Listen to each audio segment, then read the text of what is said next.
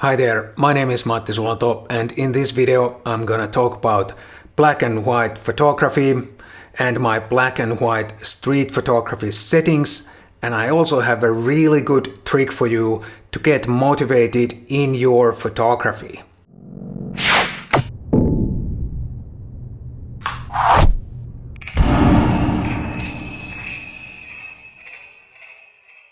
I'm gonna start by talking about the motivation, how I get motivated in my photography. Then I'm gonna talk about my black and white street settings and black and white photography in general. During all these years that I've been a photographer, most of my work has been for someone else, for my clients. And whenever you work for a client, the motivation part is pretty simple. You shoot what the client wants and you get paid for it. And that's it. But when it comes to personal work, it's not always so easy to get motivated. And whenever that kind of situation happens, I give myself an assignment, like a real assignment. But of course, the client and the photographer are the same, me. But I try to keep it as real as possible. For example, this morning I had an assignment like that. And my assignment was to go out and shoot a rainy day story. And the story should happen around this block where I live. So in practice I went out, walked around the block and tried to shoot pictures that make a rainy day story. And the requirement was to get 10 pictures.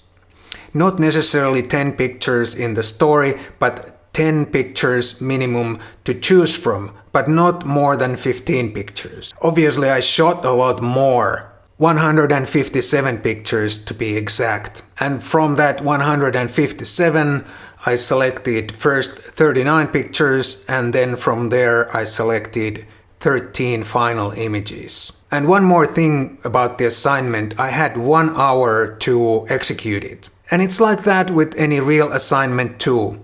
You pretty much have a time limit to make it happen, and you have the subject matter and all that.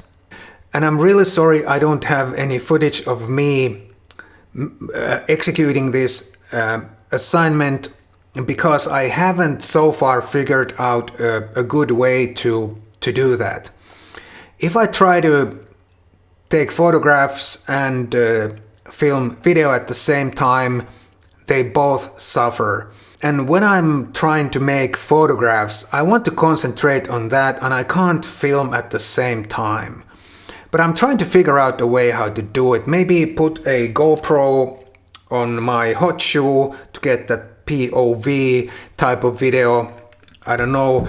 Maybe if you have an idea, please let me know in the comments down below. But I promise you I'll figure out a way, and I'd like to show you more how I work. But it's just so difficult for me to do that.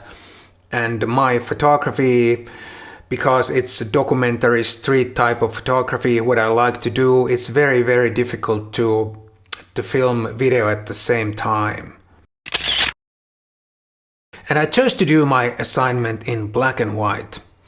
Because I don't shoot black and white often enough these days, somehow I always default to color, but I wanted to do black and white today. And the other reason why I wanted to do black and white is that the other day I was browsing Pentti Sammallahti's excellent book, Here Far Away, which is just an amazing book. Pentti is another Finnish photographer who is on another level completely compared to me, for example, in his photography. He's a fine art photographer, he's published several books, and this book is so awesome. The print quality is awesome, the pictures are awesome, and I can only imagine how the actual prints would look if they look this good in a book. If you ever have a chance to browse this book, do it, and if you have a chance to buy it, buy it. It's a really, really great book. Anyway, the other night I was browsing the book, and I got so inspired by his black and white photos that I wanted to do a black and white assignment today. And yes, before I forget, please consider subscribing to my monthly newsletter. There's a link in the description, but you can also go to my website sulanto.fi to do that. Thank you. Then about the settings I used today. I shot everything on my Lumix S1R and the kit lens, the 24 to 105 f4 kit lens. And I turned on the monochrome mode, just a regular monochrome, to be able to see the preview in black and white also in the viewfinder. And that's also one of the awesome features of a mirrorless camera with an electronic viewfinder. If you want to shoot black and white, you can actually see your picture in black and white in the viewfinder. You don't have to guess how it would look in grayscale, whatever it is in front of your camera. And what about you? Do you often shoot black and white? And if you do, will you turn on the monochrome profile on your Lumix or whatever camera you use to see the black and white preview in the viewfinder? Please let me know in the comments down below. And today was really, really gloomy day. It had been raining all night and it was still raining in the morning, and I decided to shoot everything in manual mode because the light itself was not changing anywhere. It was pretty overcast, rainy, and very, very dark. And I shot everything wide open at f4, and I kept my shutter speed fairly long, between 15th of a second and 30th of a second, in that ballpark, because I wanted to have a little bit of motion blur wherever possible, because I thought the motion blur would add to this gloomy gray feeling even more. But even if I was at f4 and 30th of a second, I still had to keep my ISO between 800 and 3200. So it was really, really dark, as you can imagine, if you look at those exposure values. I shot everything in RAW, of course, but all of these pictures are almost the way they came out straight from the camera. I did some minor tweaking and fine-tuning in Lightroom, but I didn't do any dramatic adjustments or dramatic post-processing tricks to them. I wanted to avoid that very high contrast look that I see very often in black and white these days.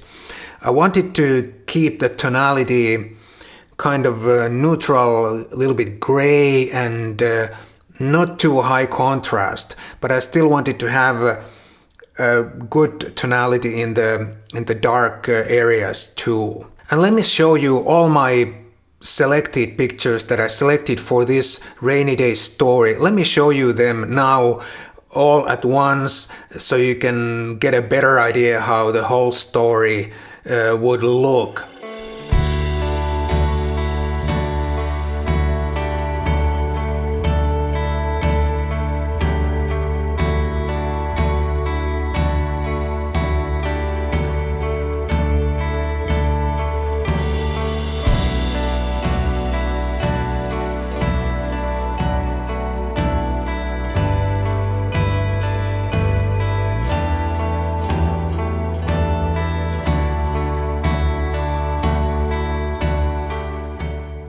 Let me break down some of these pictures for you guys so you can understand what I was thinking when I pressed the shutter. I'm gonna start with this picture. First of all, in the background you can see those trees equally spaced. Then when you look at the tram stop, you can see people there equally spaced as well. And then in the foreground there are three people, or actually four, one is like a couple, going to three different directions. And when I saw this situation somehow come together, I knew right away I had to press the shutter and I think I managed pretty well. I think I got some like 3 pictures, but this is by far the best. And then there's this one.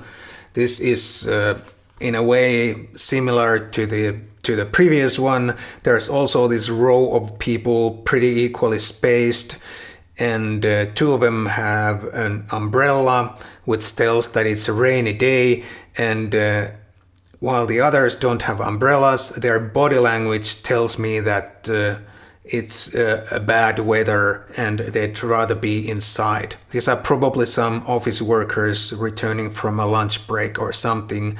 And then there's even this dark colored car in the background, which kind of fits nicely with these people who all wear dark clothes. So I think this picture pretty well tells that it's a rainy, gloomy day. And then there's this one. This is a water-soaked newspaper on the street. Normally I wouldn't pay much attention to something like this, but then I saw the paper was kind of flapping with the wind.